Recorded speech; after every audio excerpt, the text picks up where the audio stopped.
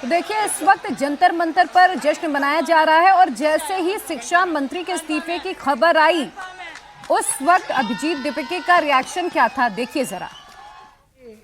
That the people of our country have started claiming their country back from those who have tried to destroy the constitution, from those who have tried everything to oppress and suppress the voice of our people. I believe that this is a victory for the youth of India. I am so proud of each one of them who has gone and stood there. They have done it exactly in the way that Mahatma Gandhi taught us. They have done it non-violently. Pellet guns were fired at them. Tear gas was fired at them.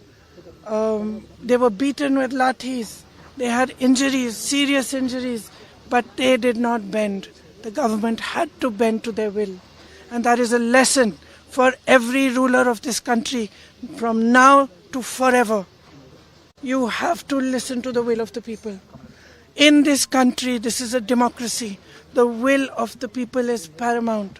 There is nothing above it.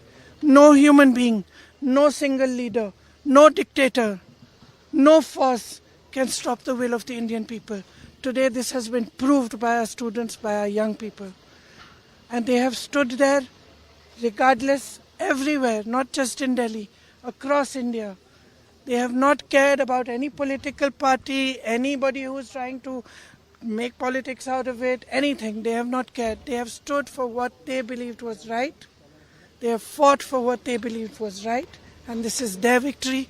I give them my compliments.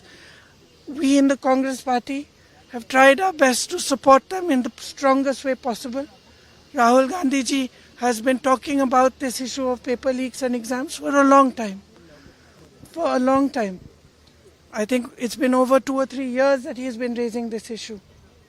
So I think that I want to compliment him as well, because he has raised this issue and he has got the rest of us in the party, the NSUI, the Youth Congress, to not only support the students but to create a movement all across the country for the rights of students, for the reform of our education system.